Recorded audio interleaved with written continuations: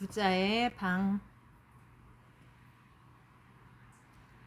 야노 케이조, 고베 효고현 출생. 히로시마 대학교를 졸업한 후 건축 컨설팅 회사에 들어가 행복한 집짓기 연구회를 창설하고 퇴사 후 케이조 아키텍트 오피스를 설립했다. 현재 주식회사 가와모토 건축사무소의 대표이사를 맡고 있으며 일본 국가공인 1급 건축사로도 활동하고 있다.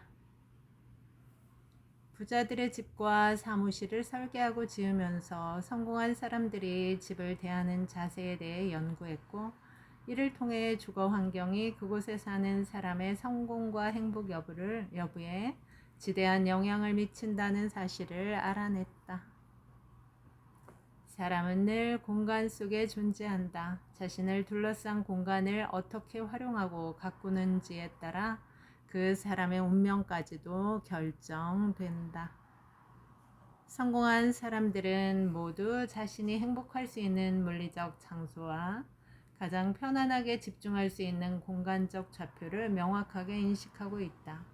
이것이 내가 20여 년간 4,000명이 넘는 부자들의 방을 보고 알아낸 단 하나의 진리다. 집이란 무엇일까? 집은 인간의 몸과 영혼을 보호하는 공간이다. 세상에 심신을 안정시키는 일보다 더 중요한 것은 없다. 그래서 부자들은 집을 지을 때 이곳이 나에게 좋은 기운과 에너지를 주는가를 최우선으로 생각한다. 부자들이 집에서 가장 신경 쓰는 공간이 바로 침실이다. 사람에게 있어 침실은 생명의 에너지를 채우는 공간이며 집안의 생기를 감돌게 하는 장소다. 풍수학적으로 침실은 조금 어두워야 재물운과 애정운이 쌓인다고 하는데, 사실 자신에게 잘 맞는 밝기의 숙면 환경을 만드는 일이 더욱 중요하다. 벽 모서리나 창문에는 탁한 기운이 모이므로 침대를 바짝 붙이지 말고 따뜻한 컬러의 침구를 두어 편안한 느낌을 주도록 한다. 부자들이라고 해서 24시간 일에만 몰두한다고 생각하면 오산이다. 그들은 집안에 취미를 위한 공간을 마련해두고 습관처럼 휴식을 취한다. 물론 꼭 부자들처럼 거창한 취미를 배우거나 넓은 공간을 마련하지 않아도 좋다. 아이가 그림을 그리면 옆에 앉아 함께 창작 활동을 하거나, 기타를 좋아한다면 그 옆에 작은 의자를 놓아 나만의 취미 공간과 시간을 만들면 된다. 현대 사회를 살아가는 사람들에게 있어 혼자 있는 시간은 정말로 중요하다. 부자들은 집을 지을 때 반드시 혼자서 조용히 사색에 잠길 수 있는 공간을 마련하여 하루 동안 있었던 일을 정리하고 앞으로 해야 할 일을 계획한다.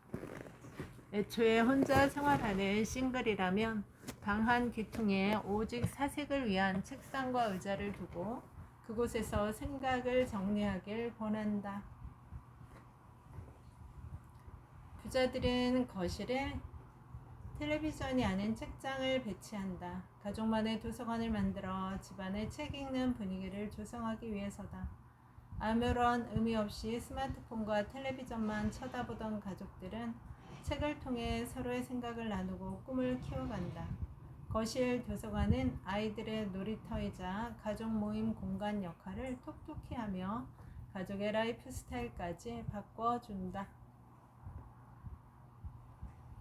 부자들은 집을 지을 때 기능보다는 아름다움을 더 중요시한다. 실제로 푸른 나무와 다채로운 꽃을 보며 사는 사람들이 회색빛 콘크리트만 보고 사는 사람들보다 훨씬 더 행복하고 건강하다는 연구 결과가 많다.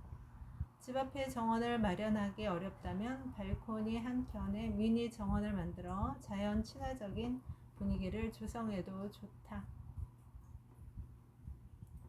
밥상머리 교육이라는 말이 있듯이 식탁은 가족의 화목과 교육을 담당하는 중요한 공간이다. 식탁에서 함께 식사를 하면 그간 털어놓지 못했던 속마음을 이야기할 수 있고, 기본 예절이나 대화법을 익힘으로써 사회성도 기를 수 있다. 초등학교 저학년 아이 이하의 어린 자녀를 둔 가정에서는 열린 공간에 아이의 공부 책상을 두는 편이 좋다. 아이는 어른이 바라보는 공간에 있음으로써 언제든 부모가 나를 도와줄 수 있다는 안정감을 느끼고 쉽게 포기하거나 좌절하지 않는 기질까지 갖추게 된다.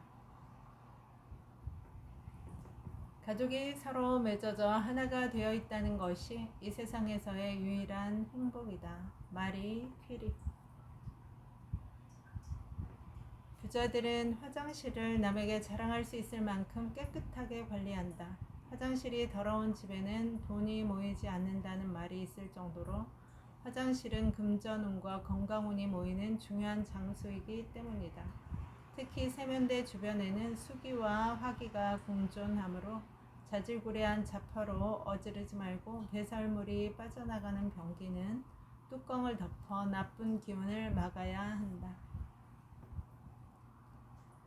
집안에 자연 채광이 들면 마음의 안정을 느낄 수 있고 공간의 생명력이 감돌아 집이 살아 숨쉬게 된다.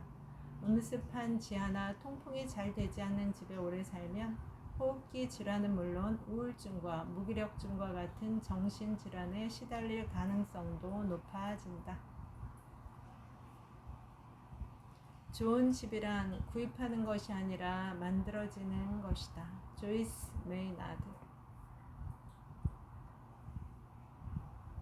전자제품은 콘센트만 꽂아두어도 상당량의 전자파를 내뿜는다. 이때 접지형 콘센트를 사용하면 전자파 발생량을 현격히 낮출 수 있다. 접지형 콘센트는 플러그에 금속 막대기가 끼워져 있다. 삭막한 콘크리트 아파트에서 관엽식물을 키우면 가족의 마음을 진정시키는 원의 치료 효과를 누릴 수 있다. 또 잎이 넓은 식물을 구석진 귀퉁이나 예리한 모서리에 배치하면 흉기를 중화시키고 창의력도 높일 수 있다. 녹색이 주는 편안함은 생각을 유연하게 만든다. 특정 공간에 자석 나침반을 놓았을 때 바늘이 정확하게 북쪽을 가리키지 않고 크게 돌거나 움직임이 심하면 지자기가 교란되었다고 볼 수 있다. 지자기가 교란되면 사는 사람의 몸과 정신 상태에 좋지 않은 영향을 미치므로 특별한 관리가 필요하다. 집중력과 능률을 최대한으로 끌어올리기 위해서는 온도와 습도를 적정하게 관리해 쾌적한 환경을 조성해야 한다. 어느 계절이든 사무실과 공부방의 온도는 24에서 26도, 습도는 40에서 60%로 유지하는 편이 좋다. 공간을 제대로 활용하면 운명이 바뀐다. 집은 인생을 담는 그릇이다. 공부방이 아이의 기질을 결정한다. 식탁에서 가족의 대화가 꽃핀다. 집에서 침묵을 다지고 인맥을 확장한다. 창의적인 발상이 탄생하는 사무실이란 어릴 때의 환경이 평생 습관을 만든다. 일이 잘 풀리지 않는 것은 당신 탓이 아닙니다. 좀 더 명확하게 설명하면 매사가 잘 풀리지 않고 좋은 기운이 빠져나가는 것은 당신의 노력과 전혀 관계없이 의도하지 않은 곳에 원인이 숨어있을 가능성이 높다는 말이다. 당신이 본래 지닌 능력과 잠재력을 충분히 발휘하지 못하거나 인생이 초라하고 서글프다고 느끼는 까닭은 실력이 없어서도 아니고 노력이 부족해서도 아니다. 바로 집이나 사무실과 같이 당신을 둘러싸고 있는 환경, 즉 주거 환경이나 사무실 환경에 전혀 신경을 쓰지 않았거나 자신에게 알맞게 활용하지 못했기 때문이다.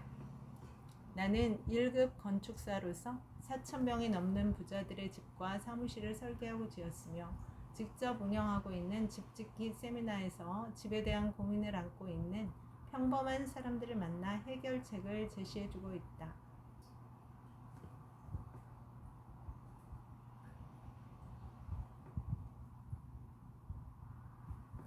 성공한 부자들, 즉 행복하게 인생을 경영하는 사람들일수록 집이나 사무실과 같은 주변 환경을 정돈하고 가꾸는 일에 철저히 신경을 쓰고 있다는 점이었다. 그리고 그들은 자신이 만든 환경이 뒤에서 좋은 바람을 불어주어 성공을 돕고 뒷받침한다고 굳게 믿었다. 반대로 뭘 해도 안 풀린다고 느끼는 사람은 공간이 지닌 힘을 제대로 알지 못하기 때문에 환경의 덫에 걸려 능률과 운을 끌어올리지 못하고 무작정 노력만 퍼부으며 실패를 반복하고 있었다. 일하기에 앞서 환경을 점검하라. 성공한 부자들은 무언가를 도모하기에 앞서 반드시 일의 능률을 올릴 수 있는 환경을 만든다. 그래서일까? 우연히 한두 번 실적을 올려 반짝 성공을 거두는 게 아니라 꾸준히 성과를 내며 승승장구한다. 더구나 이를 주체적으로 하며 즐기기까지 한다. 누구보다도 바쁜 일상을 보내지만 일벌레가 되지 않기 위해 취미 공간을 마련하고 집에서 가족과 충분히 대화를 나누며 응원하고 주고받는다. 덕분에 한층 더 일의 의욕을 느끼고 행복감과 만족감도 높다.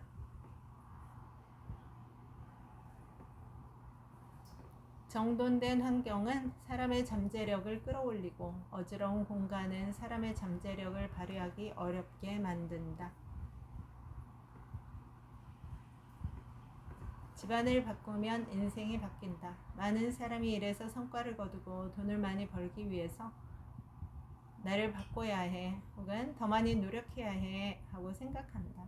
물론 노력 없이는 그 무엇도 이뤄낼 수 없다. 하지만 환경이 지닌 엄청난 영향력을 알지 못하면 자신도 모르게 환경의 덫에 빠져 원하는 방향으로 나아갈 수 없다.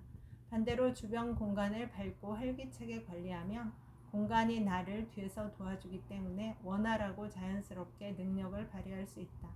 일을 잘하는 사람이나 꾸준히 성과를 내는 사람, 지속적으로 돈을 벌어들이는 사람들에게는 그 나름대로의 공간 활용 비법이 있다는 사실을 이 책을 통해 깊이 공감하기 바란다. 사는 장소를 가꾸는 것이 가장 중요한 삶의 기술이다. 잠자는 공간에 막대한 투자를 한다. 화장실을 깨끗이 관리해 재물운을 모은다. 생흙과 생화를 두어 생명력을 불어넣는다. 혼자 사색할 수 있는 장소를 마련한다. 집이 휴식처가 되도록 취미 공간을 만든다. 열린 공부방으로 아이의 자립심을 키운다.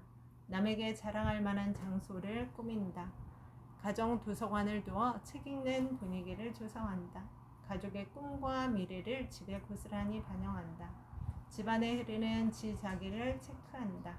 기능성보다 아름다움을 우선시한다. 중요한 미팅 때에는 기둥 옆을 피해 앉는다.